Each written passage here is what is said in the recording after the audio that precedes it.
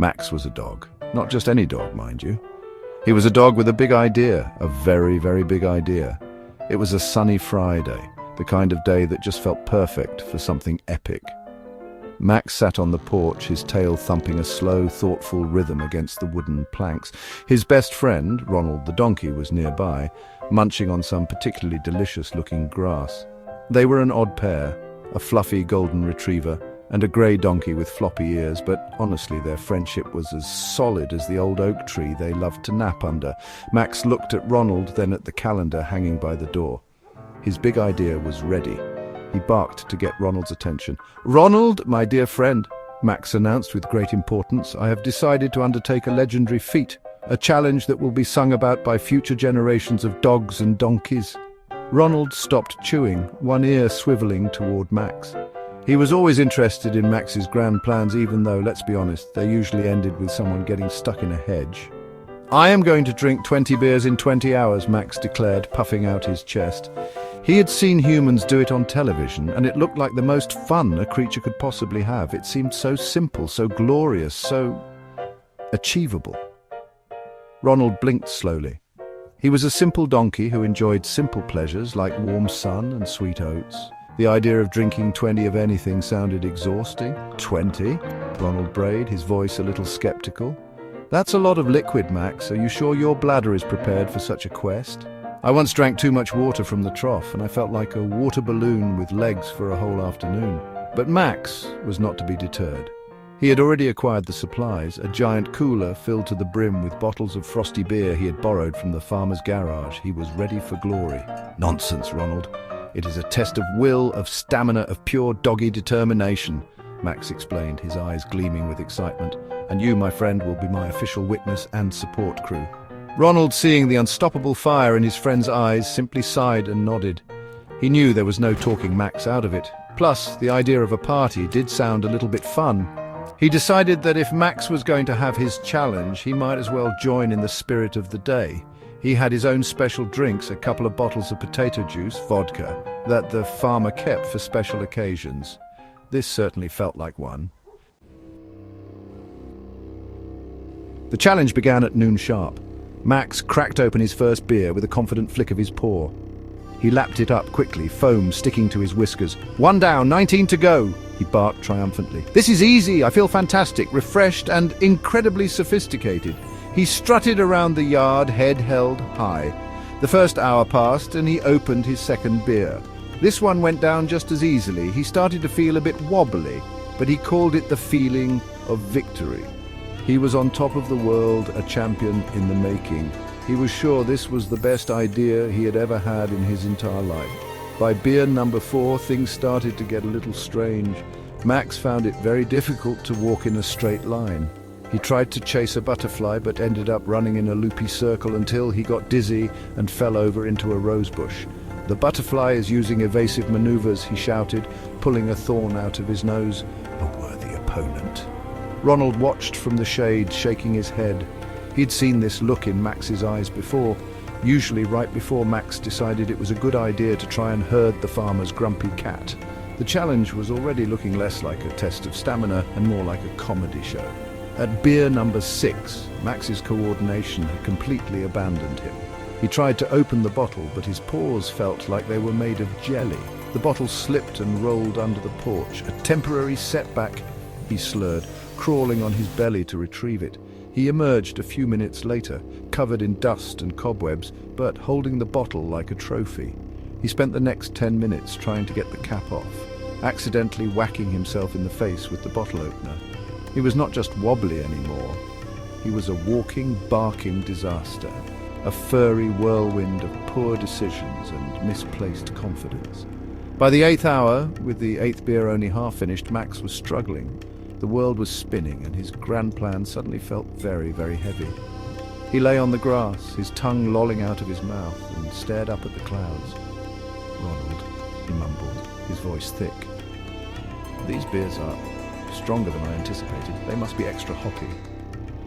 "Yes, that's it, extra hoppy victory juice."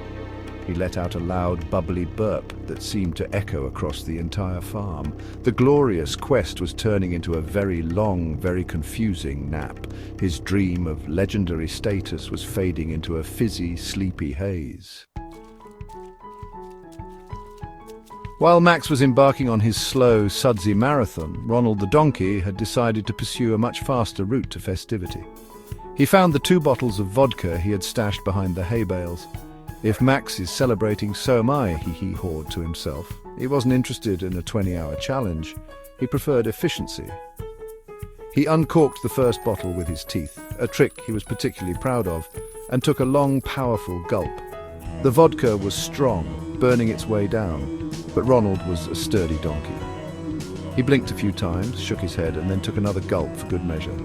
Within half an hour, both bottles were empty, and Ronald was on another planet. His normally floppy ears were now standing straight up, twitching to a rhythm only he could hear.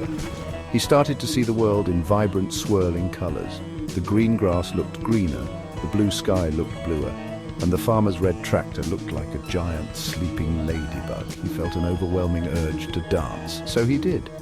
He began to perform a strange, wobbly ballet in the middle of the yard, kicking his long legs out at awkward angles and humming a tune that sounded suspiciously like a donkey's version of a sea shanty. His perception of reality became wonderfully skewed. He saw the garden gnome and was convinced it was a tiny, bearded king who needed to be entertained. Ronald bowed deeply, then tried to offer the gnome a blade of grass as a tribute. When the gnome didn't respond, Ronald became offended. "Such rudeness from royalty," he brayed loudly. He then picked up the gnome and began waltzing with it, bumping into the fence and the water trough. He was the life of a party that only existed in his own mind, a one-donkey carnival of chaos and confusion. He felt invincible, charming, and extremely graceful. Max, in a rare moment of semi-clarity, watched his friend's performance with wide, confused eyes.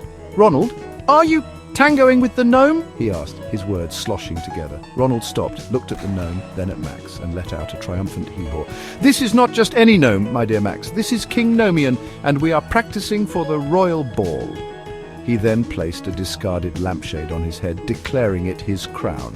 Ronald was no longer just a donkey. He was a king, a dancer, and the silliest creature on the entire farm, all thanks to 2 bottles of potent potato juice.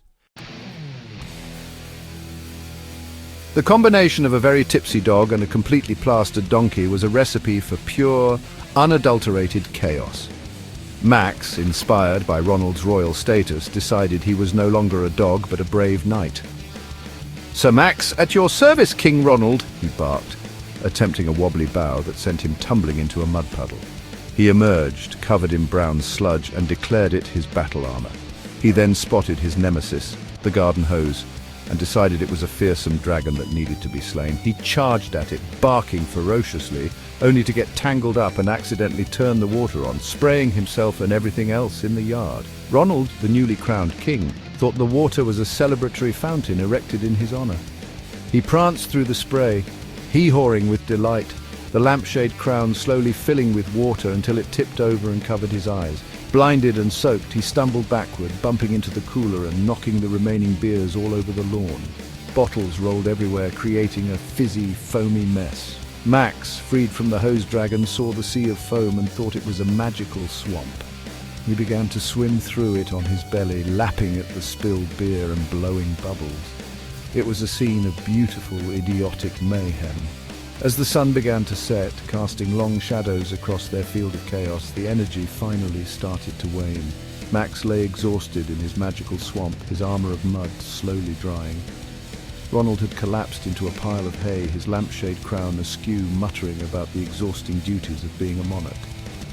The yard was a disaster zone of empty bottles, a forgotten gnome, a muddy puddle, and a very wet donkey. The epic party had reached its messy, sleepy conclusion. The grand plans and legendary challenges had devolved into a simple, shared state of silliness. The next morning, both friends woke up with pounding heads and a deep sense of regret. The yard looked even worse in the harsh light of day.